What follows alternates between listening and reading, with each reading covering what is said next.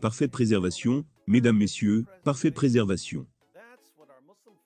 Voilà ce que nos amis musulmans nous racontent depuis des décennies.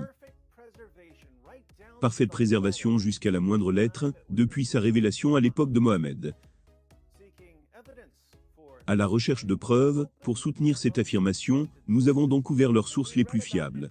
Et nous découvrons que des chapitres entiers du Coran furent perdus à jamais.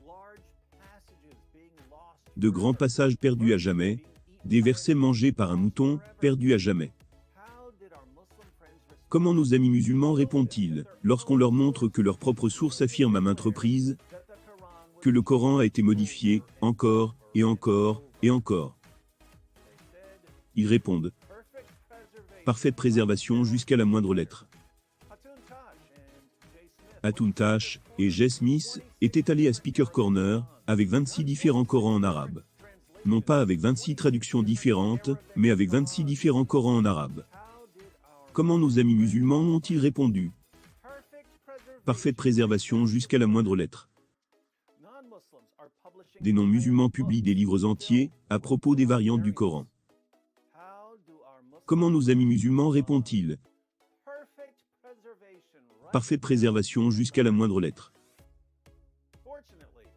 Heureusement, après des décennies, que des non-musulmans montrent aux musulmans ce qui se trouve dans leurs propres sources et leurs propres manuscrits.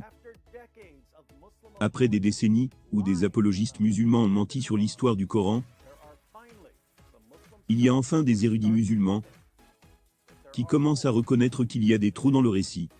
And it's very clear to you and to every single very advanced student and specialist that the standard narrative has holes in it. That's what I'm going to say. Pourquoi reconnaissent-ils enfin qu'il y a un problème? Parce que les preuves sont en train de s'accumuler trop rapidement. Et les érudits musulmans se rendent compte que plus signe la réalité, et plus grande sera la honte, et l'embarras auquel ils seront confrontés plus tard. Maintenant, le nouveau problème que nous avons est que, même lorsque les érudits musulmans reconnaissent enfin qu'il y a des trous dans le récit, les musulmans réinterprètent les mots de leurs propres érudits et persistent à affirmer que ce que voulait réellement dire leur érudit, c'est qu'il y a juste différentes façons de prononcer certains mots dans le Coran. Cela est totalement absurde. Cheikh Yassir Qadhi ne passerait pas en mode panique totale pour quelques différences de prononciation. Mohamed Hijab n'aurait pas eu besoin de supprimer toute une section entière d'un interview si Yassir Qadhi avait simplement voulu dire qu'il y a différentes possibilités de prononciation du même mot. Mais concentrons-nous sur le docteur Shabir Ali, qui a récemment admis qu'il y a différentes versions du Coran dans différentes régions du monde. Today, most Muslims read the Quran in a text that is referred to as the Egyptian edition of 1924. That's how scholars refer to it. Most Muslims may not have realized that this is the designation for that manuscript, for that text. To Muslims in general, this is just simply the Quran. But this is not the only text of the Quran that is read throughout the world. Il a aussi admis qu'il y a des différences dans les manuscrits du Coran.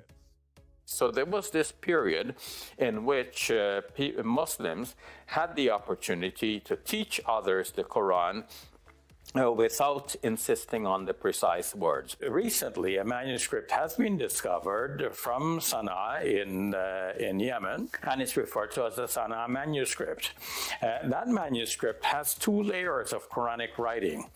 The lower layer has been scraped off, and the upper layer has the Quranic text written over. Now, the upper layer text quite closely corresponds to what Muslims are reading in the world today as the text of the Quran. The lower text that has been scraped off has some variation from what Muslims are reading in today's text. Ce qui est perturbant, c'est que même lorsque quelqu'un, comme Dr Shabir Ali, admet qu'il y a différents Corans en arabe, et même lorsqu'il admet qu'il y a des différences dans les manuscrits, Les musulmans dans la section des commentaires continuent d'affirmer que tout ce que Shabir a réellement voulu dire, c'est qu'il y a différentes prononciations du même mot arabe. C'est tout ce qu'il a voulu dire. Non, ce n'est pas ce qu'il a voulu dire, mes amis musulmans. Vous êtes libre de le contacter pour lui demander. Envoyez un message au docteur Shabir Ali et demandez-lui, Shabir, lorsque tu as dit qu'il y a des différences dans les manuscrits, voulais-tu juste dire qu'il y a différentes prononciations pour le même mot en arabe? Shabir va vous donner une leçon, parce que Shabir sait ce que les érudits non musulmans découvrent lorsqu'ils examinent les manuscrits du Coran. Ils y découvrent des mots manquants, des mots ajoutés, des mots modifiés, des mots déplacés, des mots remplacés, des mots effacés. C'est une pagaille géante. À titre d'exemple, hier, le docteur Dan Brubaker, un critique textuel des manuscrits du Coran, a publié une vidéo où il y montre que dans une seule page d'un manuscrit du Coran,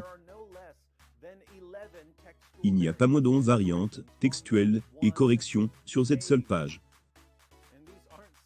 Et il ne s'agit pas juste de différentes prononciations du même mot arabe. Laissez-moi vous donner un exemple de ce qu'il a dit dans la vidéo. Il s'agit du Coran 6, verset 110. Cette partie du verset se lit. Fi tujianim yamauna. Nous les laisserons marcher aveuglement dans leur transgression. Et j'ai encerclé le mot qui ici correspond grossièrement au mot que nous examinons, Fi tujianim. Parce que dans ce manuscrit, le mot tujianim n'existe pas. À la place, nous avons le mot odim. Donc c'est un autre mot. Et il est utilisé dans un autre verset dans cette même sourate, 6 verset 91. Et puis, laisse-les s'amuser dans leur enlisement. Donc avec ce Coran 6 verset 110, avec ce mot alternatif, la lecture est: nous les laisserons s'enliser dans leur aveuglement. Cela a du sens au regard de ma compréhension, en arabe, cela a du sens, c'est juste une autre lecture, un autre mot, que celui qu'on a aujourd'hui. Des mots arabes différents, des sens différents, des traductions différentes.